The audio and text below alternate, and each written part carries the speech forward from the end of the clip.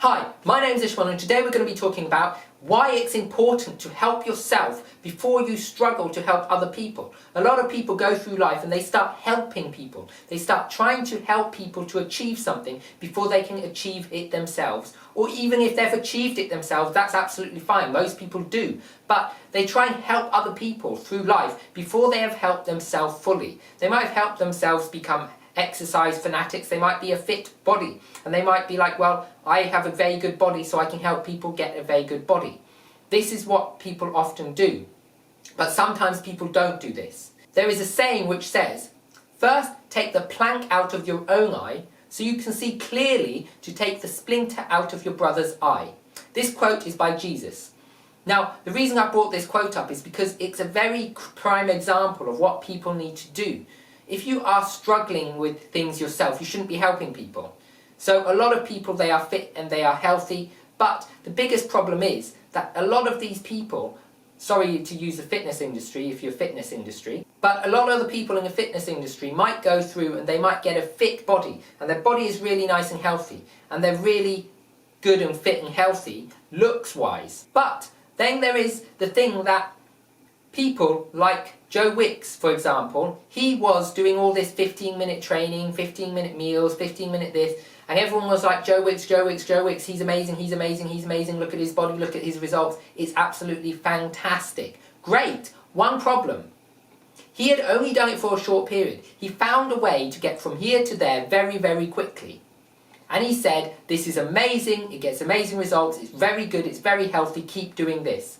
So I believe it was his 15-minute exercise regimes, and he just did it and did it and did it and did it. The problem was he started teaching it before he realised the consequences of it.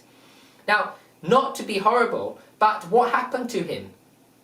He got to a point where he got burnt out. He was overdoing it. Now he teaches people to do it and do it and do it and do it and do it.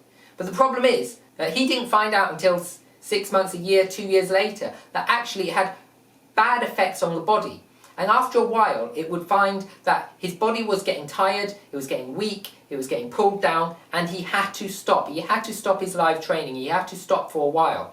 Now, the reason he had to stop is because although his exercise was working, although it was great, he had not realised, he had not perfected, he had not taken the plank out of his eye to see clear enough of the consequences of what he was doing to help them, his brother, take the splint out of their eye. Now, it's great, he got people to get results, but the problem with most people is, the same with dieting, is they do something, and they do it, and then they get the results. And then when they stop doing it, they fall back to where they were. Because they lose their weight to get their ideal weight, and then what happens is they go, I'm here now, and then they go, well, I'm happy. And what they do is they slowly fall back into the old habits that they used to do. And these old habits that they used to do brought them to the place in the first place. And because of the old habits they used to do, they're now going to go back there. And this is what happens over and over and over again in the dieting industry. It happens in the exercise industry over and over and over again. I've done it myself. For years I used to exercise. Then I stopped exercising, my body shape changed, I lost a bit, gained a bit of weight, my muscle mass dropped, and then I started exercising again. And then I stopped exercising and I started exercising again. Now, I never was a gym person, but I was one to exercise at home without any regimes or anything fixed. But I used to exercise on a regular basis. Sometimes I used to go jogging. And I fell off and I jumped on and I fell off and I jumped on. I used to do exercise, I used to not. And it happens.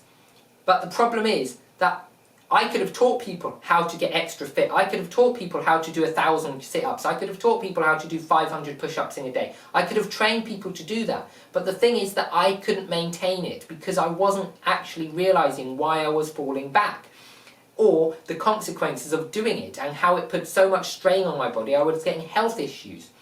So these are things that people need to realise, and so you need to make sure that not only have you actually got the results you're trying to help people to get, but you've got some proven evidence that the results are long-lasting and sustainable, and they don't cause any long-lasting issues to your body or your mind. If they cause issues to your mind or your body, you're going to have problems. So you don't want them to cause issues to your body or your mind. You want them to be sort of relaxed. You want your body to be able to cope with it on a permanent basis. You want to be able to do it for the rest of your life. If you can't do it for the rest of your life, and you can't do it till you're 100, 105, then you should not be trying to train people to do it, because you have still got a splinter in your eye, or you still have a plank in your eye, even if you've got the results.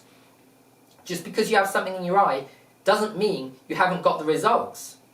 It means that you are not getting the results and seeing clearly how they are got. You're only just following the steps that you believe have got you there, and you believe that are sustainable. So make sure you look after yourself before you help other people. Look after your mental health before you help other people. It's very, very important to look after your body, look after your mind, and look after your soul. And look after your health on top of all of those things.